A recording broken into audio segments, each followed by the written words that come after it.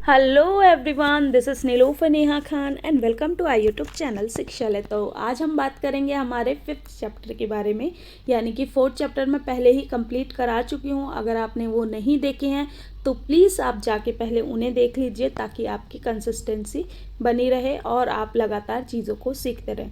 क्योंकि अगर आप एक फ़्लो में पढ़ेंगे तो इंशाल्लाह आपके लिए चीज़ें ज़्यादा बेहतरीन होंगी, और अगर आप बीच बीच में से पढ़ेंगे तो कई बार होगा आपको कुछ चीज़ें समझ नहीं आएंगी, क्योंकि हम जो चैप्टर्स पढ़ रहे हैं वो इंटर रिलेट करके पढ़ रहे हैं। और मोस्टली जो हम इन चैप्टर्स में कवर कर रहे हैं वो सारे ही teaching exam and as well as जितने भी गवर्नमेंट एग्ज़ाम्स हमारे होते हैं उन सब के लिए हम ये क्लासेस शुरू की हैं। तो प्लेलिस्ट है 6th क्लास की हिस्ट्री की, ठीक है। तो लेट्स स्टार्ट द चैप्टर। तो सबसे पहले अगर हम बात करें हमारे चैप्टर की, तो इस चैप्टर में पहले तो नाम बता देती हूँ, क्या बताती हैं हमें किताबें और कब्रें। तो बेसिकली हम इस चैप्टर में पढ़ेंगे वेद काल के बारे में, वैदिक काल के बारे में, और हम पढ़ेंगे महापाषाण काल के बारे में, ठीक है। दोनों के ही बारे में बताएंगे, बात करेंगे, जिसमें कि एज़ यूजुअल जैसे कि एनसीईआरटी में हर एक स्टोरी को शुरू करने से पहले एक बच्चे की स्टोरी दे रखी होती है, तो यहाँ भी है, जिसमें कि एक बच्चा है जो कि अपने टीचर के साथ लाइब्रेरी गया है, यानी कि पुस्तकालय गया है, और वो बहुत सारी किताबें देखता है। तभी उसकी जो टीचर है उसे ये कहती है कि हमारे पास इस अलमीरा में बहुत सारे धर्मों से जुड़ी हुई किताबें हैं, ठीक है। तो इसमें जो बहुत से धर्मों की से जुड़ी हुई किताबें जो हैं आपकी और दूसरी चीज़ टीचर बताती है कि हमारे पास वेदों का संग्रह है, ठीक है। मैरी सोचने लगी वेद क्या है, चलो पता लगाते हैं। अब बच्चे का क्यूरियोसिटी होती है तो ऑब्वियस सी बात है कि बच्चे जानने लगे, सोचने लगी कि ये वेद क्या है ना। तो देखिए, अब सबसे पहले अगर हम बात करें तो अच्छा ये बताइए वेद कितने वेद हैं हमारे। तो हमारे जो वेद हैं वो हैं 4 प्रकार के, ठीक है। पहला है ऋग्वेद, जो कि सबसे पुराना, यानी कि अगर आपसे क्वेश्चन पूछा जाता है कि सबसे प्राचीन वेद कौन सा है तो वो हमारा होगा ऋग्वेद, ठीक है, जो कि अराउंड 15 ईयर्स पहले लिखा गया है। और अगर हम एनसीईआरटी के मतलब वैसे बात करें तो 3500 साल पहले लिखा गया है। सामवेद, यजुर्वेद और अथर्ववेद, ये तीनों को ही बाद में लिखा गया है, ठीक है। सामवेद जिसमें कि हमें संगीत की शिक्षा के बारे में, संगीत के बारे में सारी चीज़ें पता चलती हैं। यजुर्वेद जिसमें हमें यज्ञ से रिलेटेड चीज़ें मिलती हैं। अथर्ववेद जिसमें कि हमें जादू टोना, है ना, कर्म कांडों के बारे में पता चलता है। तो मोस्टली इस टाइप के क्वेश्चंस बहुत ज़्यादा पूछे जाते हैं किसी भी कॉम्पिटिटिव एग्ज़ाम में, एंड एज वेल एज जितने भी टीचिंग एग्ज़ाम होते हों उनमें भी। ऋग्वेद की रचना लगभग 3500 साल पहले हुई। ऋग्वेद में 1000 से ज़्यादा प्रार्थनाएं हैं जिन्हें सूक्त कहा जाता है। अब देखिए यहाँ पर जो एनसीईआरटी में कहा है 1000 से ज़्यादा, तो लगभग 1028 सूक्त हैं हमारे, ठीक है, जिनका सूक्त का क्या मतलब होता है, ये सीटेट में और आपका यूपीटीजीटी में बहुत पूछा जाता है कि सूक्त का मतलब क्या होता है। अच्छी तरह से बोला गया, यानी कि सूक्त यानी कि एक तरीके से मंत्र वगैरह होते थे जिन्हें अच्छी तरह से बोला जाता था। विभिन्न देवी देवताओं की श्रुति में रचे गए, इनमें से 3 देवता बहुत प्रमुख हैं। अब देखिए, सबसे इम्पॉर्टेंट जो ऋग्वेद में हमारे देवता हैं वो हैं अग्नि, इंद्र और सोम, ठीक है। अग्नि आग के देवता हैं, इंद्र युद्ध के देवता हैं, और सोम एक पौधा है जिससे एक खास तरह का पेयजल बनाया जाता है। देखिए सोम, जैसे कई लोग गलतफहमी में होते हैं कि लेकिन ये थोड़ा सा जैसे भांग वगैरह अगर आपने कभी पी होगी तो वो उस टाइप का पौधा होता है, ठीक है। अब बात करें वैदिक प्रार्थनाओं की रचना ऋषियों ने की। आचार्य विद्यार्थियों को इन्हें अक्षरों, शब्दों और वाक्यों में बांटकर सस्वर पाठ द्वारा कंठस्थ कराते थे, यानी कि बच्चों को है ना इतना ज़्यादा रटवा दिया जाता था कि वो कंठस्थ, यानी कि बिल्कुल उनके कंठ पे रट जाता था। अधिकांश सूक्तों के रचयिता सीखने और सिखाने वाले पुरुष थे। अब देखिए जो सूक्त हैं जितने भी हैं उनमें ज़्यादातर जो सीखने सिखाने वाले थे वो ज़्यादातर पुरुष थे, लेकिन कुछ प्रार्थनाओं की रचना महिलाओं ने भी की है। तो ये बात याद रखिएगा कि जो कुछ सूक्त हैं उनकी रचना महिलाओं ने भी की है। तो इस टाइप का अगर क्वेश्चन आ जाए तो आप लोग करेक्ट कर देना। ऋग्वेद की भाषा प्राक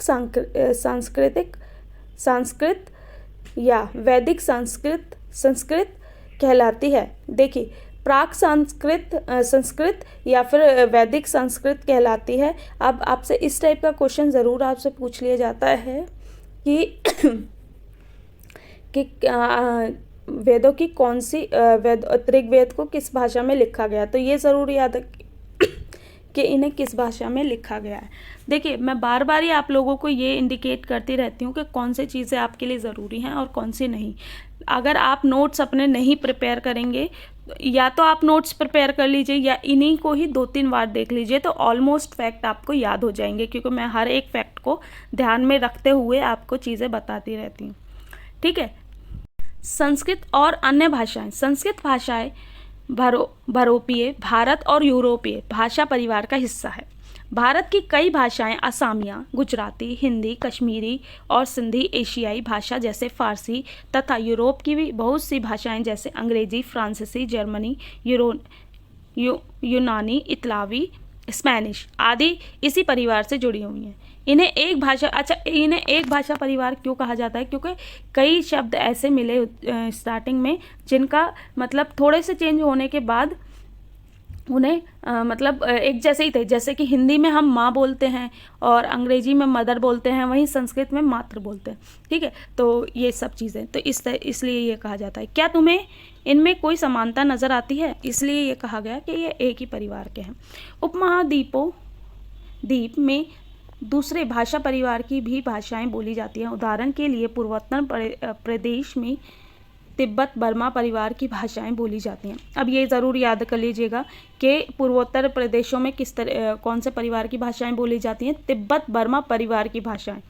ठीक है, जैसे कि तमिल, तेलुगु, कन्नड़, मलयालम, द्रविड़ भाषा परिवार की भाषाएं हैं। जबकि झारखंड और मध्य प्रदेश में के कई हिस्सों में बोली जाने वाली भाषाएं ऑस्ट्रो एशियाटिक परिवार से जुड़ी हैं। अब यहाँ पर ये चीज़ ज़रूर याद रख लीजिएगा, जो बच्चे किसी हाई लेवल एग्ज़ाम की तैयारी कर रहे हैं, यानी कि किसी पीजीटी एग्ज़ाम की तैयारी कर रहे हैं, मतलब जिसमें सब्जेक्ट आपका आता है, तो ये ज़रूर याद रखिएगा कि अगर हम बात करें मध्य एशिया की, मध्य भारत की, तो वहाँ कौन सी? Austro Asiatic. ठीक है, ऑस्ट्रो एशियाटिक। और दूसरी अगर बात करें तो दूसरी है आपकी पूर्वोत्तर प्रदेश में तिब्बत बर्मा परिवार की भाषाएं। ठीक है, तो ये सब भाषाएं हैं। ठीक है, हम जिन किताबों को पढ़ते हैं वे लिखी और छपी गई हैं। ऋग्वेद का उच्चारण किया जाता है और श्रवण किया जाता है, यानी कि बोला जाता है और सुना जाता है। ठीक है, ना कि पढ़ा जाता है। रचना के कई सदस्य हैं। अच्छा, ये बात जान लीजिए, ऋग्वेद को अज्ञात लेखकों ने लिखा है, या फिर कह लीजिए अज्ञात लोगों ने लिखा है। ठीक है, और एक व्यक्ति ने नहीं लिखा, काफ़ी सारे लोगों ने मिलकर इसे लिखा है। लेकिन अगर कोई आपसे ये पूछे कि ऋग्वेद किसके द्वारा लिखा गया है, तो ऐसा नहीं है। ऋग्वेद अज्ञात लोगों द्वारा लिखा गया है। ठीक है, रचना के कई सदियों बाद इसे पहली बार लिखा गया। इसे छपने का काम मुश्किल से 200 साल पहले हुआ है। ठीक है, यानी कि जो इसकी छपाई है वो लगभग 200 साल पहले हुई है। इतिहासकार ऋग्वेद का अध्ययन कैसे करते हैं? इतिहासकार पुरातात्विदों की तरह ही अतीत के बारे में जानकारी इकट्ठी करते हैं, लेकिन भौतिक अवशेषों के अलावा वे लिखित स्रोतों का भी उपयोग करते हैं। अच्छा, ये याद रखिएगा, ऋग्वेद को ऐतिहासिक काल भी कहा जाता है। क्यों? क्योंकि इसके मतलब ऋग्वेद वेद जितने भी प्रकार के मिले हैं उन्हें पढ़ा भी जा चुका है ना, उनकी समझा भी जा चुका है, तो इसलिए इसे ऐतिहासिक काल कहा जाता है। ऐतिहासिक काल के कहा जाता है। और अर्ध ऐतिहासिक काल किसे कहा जाता था? मैंने आपको बताया था, सिंधु घाटी सभ्यता को। ठीक है, ऋग्वेद के कुछ सूक्त वर्तमान के रूप में है, वार्तालाप के रूप में है। ठीक है, विश्वामित्र नामक ऋषि और देवियों व्यों के रूप में पूजित दो नदियाँ, अच्छा दोनों नदियाँ कौन सी हैं, व्यास और सतलुज, ठीक है, के बीच यह संवाद एक ऐसे सूक्त का अंश है, ठीक है। तो ऋग्वेद की एक पांडुलिपि का पन्ना, भुर्ज वृक्ष की छाल पर लिखी गई यह पांडुलिपि कश्मीर में पाई गई। लगभग 150 वर्ष पहले ऋग्वेद को सबसे पहली बार छापने के लिए इसका प्रयोग किया गया था। इसी पांडुलिपि को देखकर अंग्रेजी अनुवाद तैयार किया हुआ यह पांडुलिपि पुणे महाराष्ट्र के एक पुस्तकालय में सुरक्षित है। अच्छा ये ज़रूर याद रखिएगा आप लोग कि ये जो पांडुलिपि है ये कहाँ से प्राप्त हुई है, ठीक है, और कहाँ से अभी रखा गया है, तो पुणे महाराष्ट्र, ठीक है। तो इसमें ज़्यादा कुछ नहीं है, मतलब पूजा के बारे में बता रखा है, ठीक है। अब यहाँ से हम पढ़ लेते हैं कि इतिहासकार यह बताते हैं कि यह प्रार्थना उस क्षेत्र में रची गई होगी जहाँ ये नदियाँ, अब कौन सी नदियों की बात हो रही है यहाँ पर मैंने आपको बताया था, तो हमने कौन सी नदी थी, व्यास और सतलज, ठीक है, व्यास और सतलज की बात हो रही है जो कि विश्वामित्र और नदियों के बीच में हो रही है। वे यहाँ भी सुझाते हैं कि जिस समाज में ऋषि रहते हैं वहाँ घोड़े और गायों को बहुत महत्व दिया जाता है, इसलिए नदियों की तुलना घोड़े और गायों से की गई है, ठीक है। अब यहाँ पर ये चीज़ जान लीजिए, मवेशी, घोड़े और रथ। ऋग्वेद में मवेशी, बच्चे या खासकर पुत्र और घोड़े की प्राप्ति के लिए अनेक प्रथाएं थी। अच्छा ये इस टाइप का क्वेश्चन ज़रूर आता है कि यज्ञ किस लिए किए जाते थे, तो कई बार विजय प्राप्ति के लिए, कई बार पुत्र प्राप्ति के लिए, मवेशियों के लिए, इन सब के लिए यज्ञ किए जाते थे।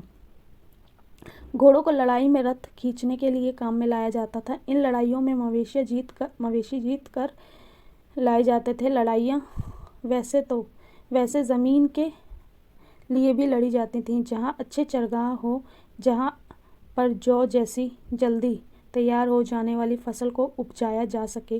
कुछ लड़ाइयाँ पानियों के स्रोतों और लोगों को बंदी बनाने के लिए भी लड़ी गईं।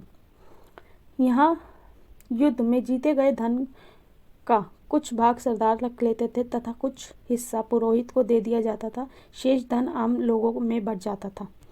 कुछ धन यज्ञ करने के लिए भी प्रयुक्त होता था।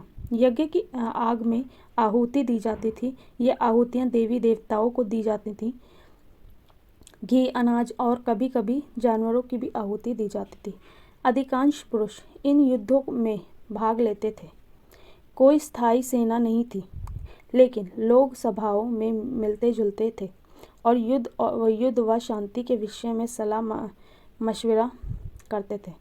वह ये ऐसे लोगों को अपना सरदार चुनते थे जो बहादुर और कुशल योद्धा हो, ठीक है। अब सरदार किसे चुना जाता था, जो ऑब्वियस सी बात है बहादुर भी हो और कुशल योद्धा हो।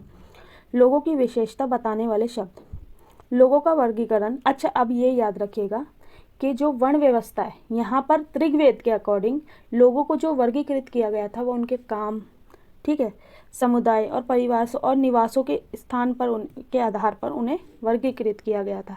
लेकिन जो मनुस्मृति है, मनुस्मृति में कैसे उसे उनके जन्म के स्थान पर बांट दिया गया। लेकिन ये ऋग्वेद में ऐसा नहीं है। ऋग्वेद में जो काम से रिलेटेड है उसमें बांटा गया है, ठीक है।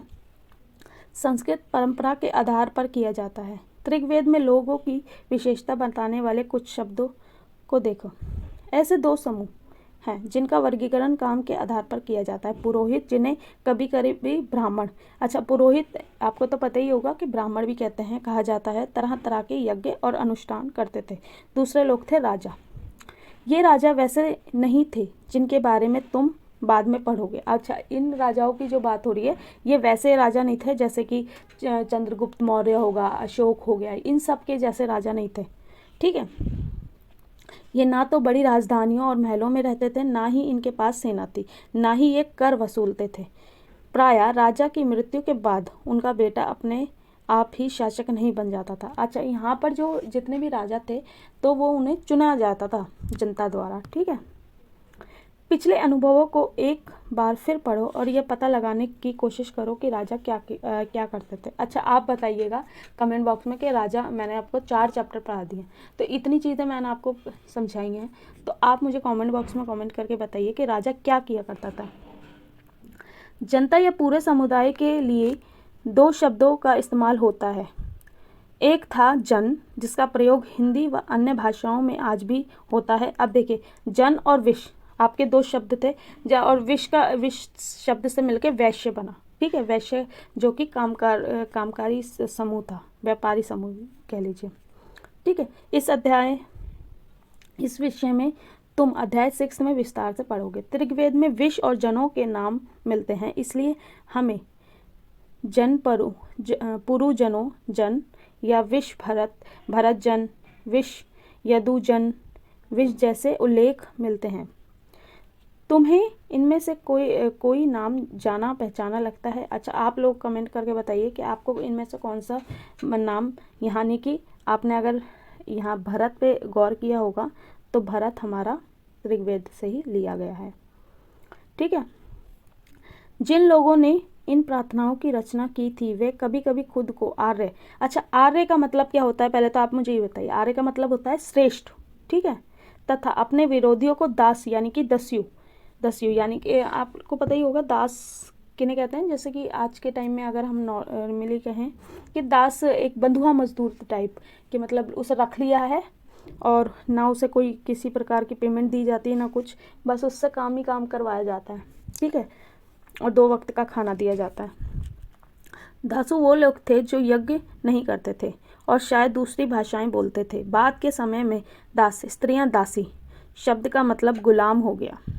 ठीक है, अब बाद में इस शब्द का मतलब क्या हो गया, गुलाम। लेकिन पहले ऐसा नहीं था। पहले जो लोग लड़ाइयों में जीत के लाए जाते थे, ठीक है, और दूसरी भाषाएं जो यज्ञ नहीं कर पाते थे उन्हें दास कहा जाता था। लेकिन बाद में इसकी डेफिनेशन चेंज हो गई। दास वे स्त्री और पुरुष होते थे जिन्हें युद्ध में बंदी बनाया जाता था। उन्हें उनके मालिक की जायदाद माना जाता था। जो काम मालिक चाहते थे उन्हें वो सब करना होता था। ठीक है, अब यहाँ पर अगर हम बात करें खामोश प्रहारी कहानी महापाषाणों की। अच्छा, अब यहाँ पर महापाषाण, महा का मतलब हो गया आपका बड़ा और पाषाण का मतलब हो गया पत्थर, तो बड़ा पत्थर एक तरीके से इसका मतलब। ये शिलाखंड महापाषाण नाम से जाने जाते हैं। ये पत्थर दफन करने की जगह पर लोगों द्वारा बड़े करीने से लगाए गए। महापाषाण कब्रें बनाने की प्रथा लगभग 3000 साल पहले शुरू हुई। यह प्रथा दक्कन, दक्षिण भारत, उत्तर पूर्वी भारत और कश्मीर में प्रचलित थी। अच्छा, ये याद रखिए, अगर आप किसी भी जहाँ पर आपका सब्जेक्ट काफ़ी अच्छा आ रहा है तो इन चीज़ों को ज़रूर नोट कर लीजिएगा, क्योंकि ये चीज़ें आती ही आती हैं। कुछ महत्वपूर्ण महापाषाण पुरस्थल मानचित्र 2 में दिए गए हैं। ठीक है, अब मैंने आपको मानचित्र 2 पहले ही दिखा दिया था, तो एक बारी आप चैप्टर नंबर 2 देख लीजिए और चैप्टर नंबर 1 देख लीजिएगा। ठीक है, कुछ महापाषाण जमीन के ऊपर ही दिख जाते हैं, कुछ महापाषाण जमीन के भीतर भी होते हैं। ठीक है, अब ये एक तरीके से एक बेसिकली कई प्रकार की कब्रें होती हैं, आप इसे देख सकते हैं।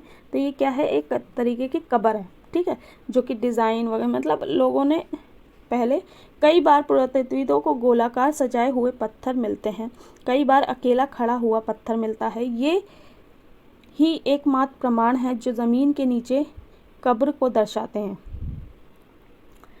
इस तरह के महापाषाण को ताबूत सावधान यानी कि सिस्ट, अच्छा ये याद रखिएगा सिस्ट, ये आपका DSSB में इस टाइप के क्वेश्चन ज़रूर आते हैं और UP TGT में और एज वेल एज PGT में। ठीक है, सिस्ट किसे कहते हैं आपके, ठीक है, कहा जाता है। यह दिखाए गए सिस्ट में एक पोर्ट होल, बड़ा पोर्ट होल किसे कहते हैं, बड़ा सुराख, जो शायद पत्थरों से बने हुए कमरे में जाने तक का रास्ता था। इन कब्रों में कुछ समानताएं हैं। सामान्यतः मृतकों को खास किस्म के मिट्टी के बर्तन के साथ दफनाया जाता था, जिन्हें काले लाल मिट्टी के बर्तन ब्लैक एंड रेड वेयर के नाम से जाना जाता था। अब किस प्रकार के, अब आपसे क्वेश्चन किस तरीके का पूछ लिया जाएगा, ये पूछा जाएगा कि ब्लैक एंड रेड वेयर से क्या तात्पर्य है, काले या लाल बर्तन।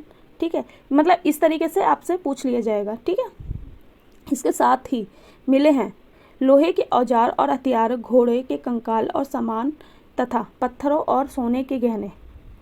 क्या हड़प्पा के शहरों में लोहों का प्रयोग होता था? तो ये देखिए, महापाषाण कब्रों से मिले लोहे के सामान। बाईं ओर घोड़े के लिए सामान है, नीचे बाईं ओर कुल्हाड़ी है और नीचे एक कतार है। ठीक है, ये आपका ये आप देख ही सकते हो, ये सारा ये घोड़े के लिए है।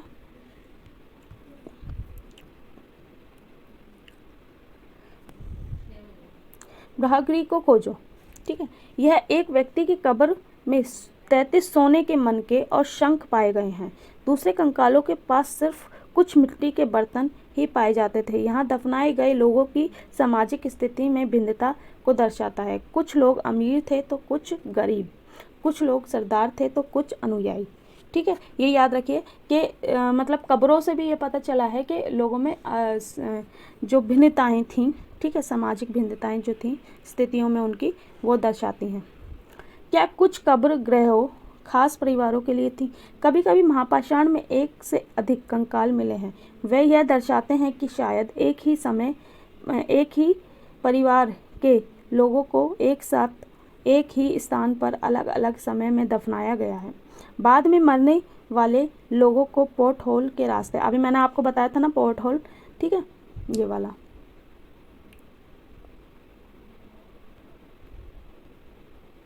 ये आपका ये रहा ना, ये है। ठीक है, तो पोर्ट होल आपका, इसके रास्ते क्या किया जाता था? दूसरी कब्रों को यहाँ तक पहुँचाया जाता था।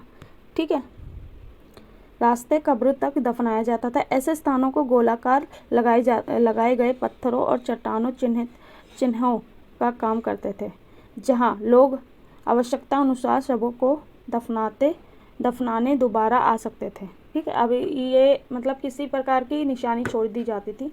इनाम गांव के एक विशिष्ट व्यक्ति की कब्र। इनाम गांव को खोजो। यह भीमा की सहायक नदी घोड़ के किनारे एक जगह है। इस जगह पर 36 से 27 साल पहले 2700 साल पहले लोग रहते थे।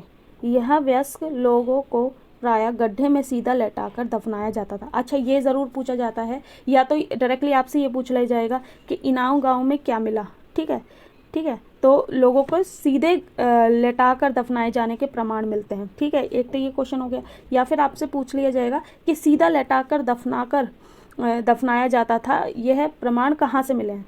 ठीक है, तो इनाम गांव से। उनका सिर उत्तर की ओर होता था। कई बार उन्हें घर के अंदर ही दफनाया जाता था। ऐसे बर्तन जिनमें शायद खाना और पानी हो, दफनाए गए शव के पास रख दिए जाते थे। एक आदमी को 5 कमरों वाले मकान के आंगन में चार पैरों वाले मिट्टी के एक बड़े से संदूक में दफनाया गया था। बस्ती के नीचे बीच में बसा यह घर गांव के सबसे बड़े घरों में से एक था। इस घर में एक अनाज का गोदाम भी था। अब इस चीज़ से ये पता चल सकता है ना कि वो लोग जो क्या कहते हैं, मतलब अनाज को भी इकट्ठा करते थे, और सामाजिक स्थिति का तो पता चल ही रहा है। ठीक है, क्या आप बताते हैं हमें कंकाल के अध्ययन। अच्छा, अभी इसमें बात करेंगे कि हमें पता कैसे चलता है। इसमें बेसिकली ये है कि हमें पता कैसे चलता है कि किसी कंकाल का कोई कंकाल लेडीज़ का है या फिर पुरुष का है। अगर बात करें बच्चों की, तो बच्चों में डिफरेंसेस किए जा सकते हैं, लेकिन अगर बात करें बड़े कंकाल की, तो बड़े कंकाल में मतलब पहले ये पता नहीं चल पाता था। लेकिन कंकाल का लिंग पहचानने का बेहतर तरीका उसकी हड्डियों की जांच है। क्योंकि महिलाएं बच्चे को जन्म देती हैं, इसलिए उनका कोटि प्रवेश यानी कि कूल्हा, यानी कि हमारे हिप्स की बात हो रही है, हिप्स ज़्यादा बड़ा होता है, क्योंकि जब भी वो किसी बच्चे को जन्म देती हैं तो वो हड्डियां थोड़ी सी फैल जाती हैं। ठीक है, ये समझ कंकालों के आधुनिक अध्ययन पर आधारित है। आज से लगभग 2000 साल पहले चरक नाम, तो अगर हम बात करें चरक की, आज से लगभग 2000 साल पहले चरक नाम के प्रसिद्ध वैद्य, उन्होंने चिकित्सा शास्त्र पर चरक संहिता, अब देखिए चरक संहिता नामक की किताब लिखी। कई बार तो ये पूछ लिया जाता है कि चरक संहिता किसके द्वारा लिखी गई, तो वो प्रसिद्ध वैद्य चरक के द्वारा ही लिखी गई थी। और सबसे बड़ा जो फैक्ट उन्होंने बताया था वो ये था कि जो मानव शरीर है, मानव शरीर की शरीर में 360 हड्डियां हैं होती हैं, ठीक है, जो कि उस समय अभी तक किसी ने भी ये सोचा भी नहीं था कि मानव शरीर में कितने, क्योंकि अगर हम आधुनिक काल की बात करें तो मानव शरीर में 206 हड्डियां हैं, ठीक है, लेकिन उन्होंने उस समय में संभावना करी और अपनी गिनती, हो सकता है कि उन्होंने दांत को, जोड़ों को, मतलब कई चीज़ों को गिनते हुए उन्होंने ये सिद्धांत दिया था, जो कि काफ़ी प्रसिद्ध है। इनाम गांव के लोगों के काम धंधे। इनाम गांव, देखिए इसमें जो है, इनाम गांव में पुरातात्विदों को गेहूं, जौ, चावल, दाल, बाजरा, मटर और तिल के बीज मिले हैं। कई जानवरों की हड्डियां भी मिली हैं। कई हड्डियों पर काटने के निशान से यह अंदाज़ा लगाया जा सकता है कि लोग इन्हें खाते होंगे। गाय, भैंस, बकरी, भेड़, कुत्ता, घोड़ा, गधा, सुअर, सांभर, चितकबरा, हिरण, मृग, कृष्ण मृग, करहा, नेवला, चिड़िया, घड़ियाल, कछुआ, केकड़ा और मछली की हड्डियां भी पाई गई हैं। ऐसे साक्ष्य मिले हैं कि बेर, आंवला, जामुन, खजूर और कई तरह की रसभरियां एकत्र की जाती हैं, ठीक है। तो इसमें ये प्रमाण मिले हैं कि लोग किस किस प्रकार के उस टाइम से किस प्रकार के फलों से परिचित थे, किस प्रकार के जानवरों से परिचित थे और किस प्रकार की फसलों से परिचित थे, ठीक है। अब बात करें अन्यत्र की, तो एटलस में चीन को देखो। लगभग 3500 साल पहले हम यहाँ की लेखन कला के सबसे पुराने उदाहरण पाते हैं। यहाँ जानवरों की हड्डियों पर लिखा गया है। इन्हें भविष्यवाणी करने वाले हड्डियाँ कहा जाता है, क्योंकि यह मान्यता थी कि ये भविष्य बताती हैं। राजा लोग, लिपिकारों, अब मैंने आपको बताया था लिपिकारों कौन होते हैं। अगर हम आधुनिक युग की बात करें तो क्लर्क, यानी कि जो लेखा जोखा रखते थे, उन्हें कहा जाता है, ठीक है, से इन हड्डियों पर सवाल लिखवाते थे। क्या वे युद्ध जीतेंगे?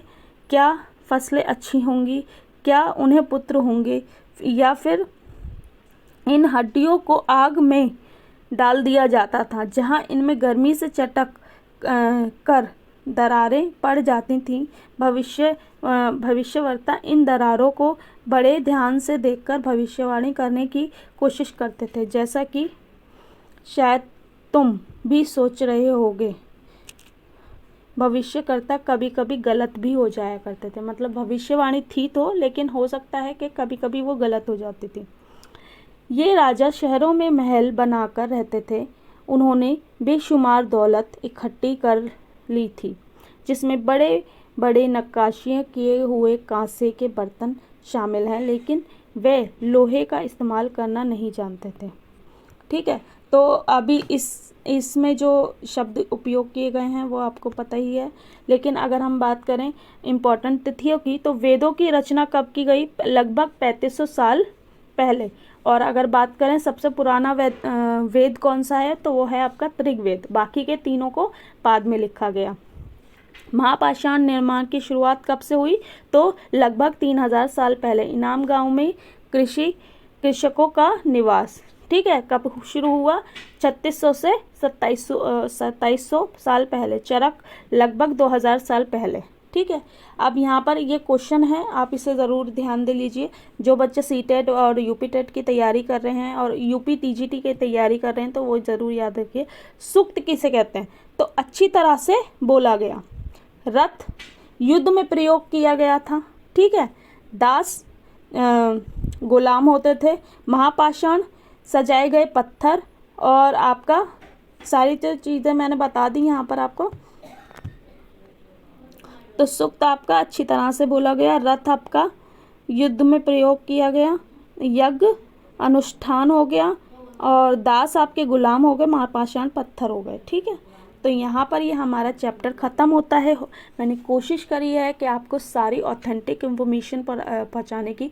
देखिए, मैं बहुत सारे फैक्ट्स आपको बहुत ज़्यादा बता सकती हूँ, लेकिन एनसीईआरटी के अकॉर्डिंग हम रिलेट करते हुए पढ़ते हुए चलेंगे तो ज़्यादा आपके लिए बेटर होगा, ताकि आपकी अंडरस्टैंडिंग लेवल बढ़ सके, ठीक है। तो यहाँ ये मेरा चैप्टर कंप्लीट होता है, और मैं कोशिश करती हूँ हर चीज़ आपको सही तरीके से प्रोवाइड कर दूँ। लेकिन प्लीज़ आप लोगों से रिक्वेस्ट है कि थोड़ा सा शेयर कर दीजिए करें, क्योंकि और सब्सक्राइब ज़रूर करा करें, क्योंकि आप देख ही सकते हो लगभग 70% ऑडियंस जो मुझे बिना सब्सक्राइब ही करे हुए, मतलब 35,000 में से कितने बच्चे हैं जिन्होंने, मतलब जो जितने भी व्यूज़ आते हैं वो ज़्यादातर अनसब्सक्राइब वाले देखते हैं। तो प्लीज़ आप लोग सब्सक्राइब भी किया करें, ताकि जो एक रेशियो है वो एक्चुअल रेशियो चैनल पे आ सके। तो प्लीज़ आप लोगों से रिक्वेस्ट है कि चैनल को सब्सक्राइब करें, चैनल के साथ बने रहें, और वीडियो को लाइक एंड शेयर ज़रूर करें, और उन बच्चों तक ज़रूर पहुँचाएँ जो बेचारे अफोर्ड नहीं कर सकते कहीं महंगी महंगी कोचिंग्स को। ठीक है, तो थैंक यू फॉर वॉचिंग।